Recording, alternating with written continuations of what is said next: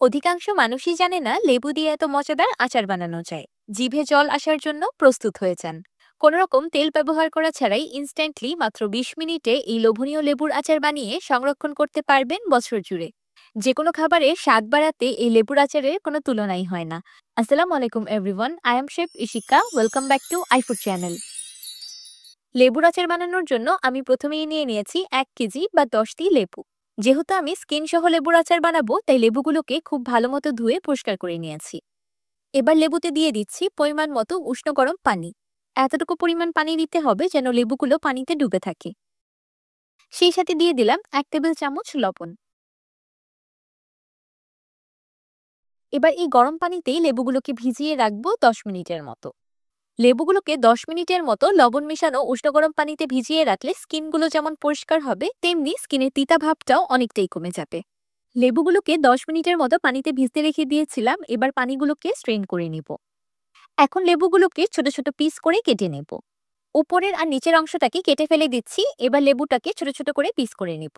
লেবুর আচার বানানোর জন্য চেষ্টা করবেন আমার মতো পাতলা স্কিন যুক্ত লেবু ব্যবহার করার। এই লেবুগুলো দিয়ে কিন্তু লেবুর আচারটা সবচেয়ে বেশি মজাদার হয়। এই লেবুর আচারটা আমি যাকেই বানিয়ে খাওয়াই, সে শুধু আমার কাছে রেসিপিই চায়। তাই মনে করলাম আজকে এই রেসিপিটা আপনাদের সাথেও শেয়ার করি। সবগুলো লেবু কাটা হয়ে গিয়েছে, আমি এমন ছোট ছোট করে কেটে নিয়েছি। এবার একটি ব্লেন্ডার জারি দিয়ে লেবুগুলোকে ব্লেন্ড করে নিব।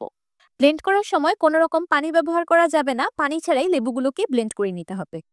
আমি 2 বারে সবগুলো লেবু ব্লেন্ড করে একটা পেস্ট তৈরি করে নিয়েছি। আপনারা কারা কারা বাসায় লেবুর আচার বানিয়ে খান আমাকে অবশ্যই কমেন্ট করে জানাবেন। ব্লেন্ড করার পর লেবুগুলো একদম মিহি পেস্ট হবে না, এমন কিছুটা দানাদার থাকবে। আচারটাকে রান্না করার জন্য আমি চুলায় একটি কড়াই বসিয়ে দিয়েছি।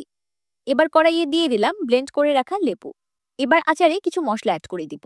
দিয়ে দিলাম 2 টেবিল চামচ চিলি ফ্লেক্স, 1 চা চামচ কালো গোলমরিচের গুঁড়া, 1 চা চামচ হিং বা অ্যাসফোটিডা পাউডার, 2 চা চামচ লাল মরিচের গুঁড়া, 1 চা চামচ ভাজা জিরার গুঁড়া, 1 চা চামচ ব্ল্যাক সল্ট আর 1 চা চামচ সাদা লবণ। এবার সবকিছু একসাথে খুব ভালোভাবে মিশিয়ে নেব। আচার বা বিভিন্ন চটপটে খাবার বানানোর ক্ষেত্রে অ্যাসফোটিডা পাউডার ব্যবহার করা হয়। এটা হাতের কাছে থাকলে দিবেন, না হলে স্কিপও করতে পারেন। যেহেতু এটা লেবুর আচার, তাই এটাকে সংরক্ষণ করার জন্য আলাদা করে ভিনেগার অ্যাড করার কোনো প্রয়োজন নেই। এটা এমনিতেই বছর জুড়ে সংরক্ষণ করা যাবে। মশলাগুলো খুব ভালোভাবে মিশিয়ে নেওয়ার পর দিয়ে দিলাম 4 কাপ চিনি। আমার এখানে আনুমানিক 4 কাপ লেবুর পেস্ট হয়েছিল, তাই আমি 4 কাপ চিনি ব্যবহার করেছি। চিনির হিসাবটা আপনারা এভাবেই করে নেবেন। ব্লেন্ড করার পর লেবুর পেস্ট যতটুকু হবে, চিনি ঠিক ততটুকুই ব্যবহার করতে হবে। আমার বাসায় তো এই লেবুর আচারটা সুপার ডুপার হিট, তাই আমি বানালে একটু বেশি করেই বানাই, কিন্তু আপনারা প্রথমে অল্প পরিমাণে বানিয়েও খেয়ে দেখতে পারেন। কিন্তু আমি বলবো বানালে একটু বেশি করেই বানাবেন।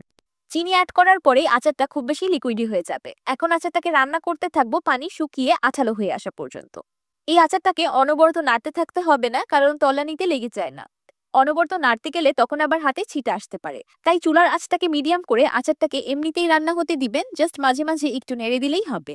রান্না করতে করতে আচারটা অনেকটাই ঘন হয়ে এসেছে। লেবুর আচারটার এই কনসিস্টেন্সি আসতে 20 মিনিটের মতো সময় লেগেছে।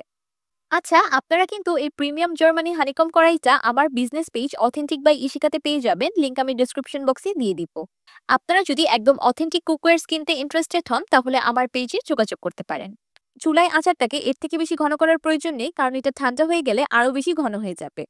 এবার আমি আচারটাকে ঠান্ডা হওয়ার জন্য এই কড়াইতেই রেখে দিব। আচারটা সম্পূর্ণ ঠান্ডা হয়ে গিয়েছে, দেখতেই পারছেন আগে থেকে কতটা বেশি ঘন হয়ে গিয়েছে, একদম চাটনির মতো। তো তৈরি হয়ে গেল লোভনীয় মজাদার একদম ভিন্ন স্বাদের লেবুর আচার। টক মিষ্টি ঝাল এই লেবুর আচার আপনি একবার খেলে এটার প্রেমে পড়তে বাধ্য। আরেকটি গুরুত্বপূর্ণ বিষয় হলো, আচারটা রান্না করার সাথে সাথে খেলে হালকা তিতা লাগতে পারে, কিন্তু আপনি যখন আচারটাকে স্টোর করবেন তখন আস্তে আস্তে এটার তিতা ভাব একদমই কমে যাবে। লেবু বা আমলকি এই ধরনের ফলগুলোর আচার বানিয়ে যত সংরক্ষণ করা হয়, ততই এর স্বাদ বাড়তে থাকে আর তিতা ভাব কমতে থাকে।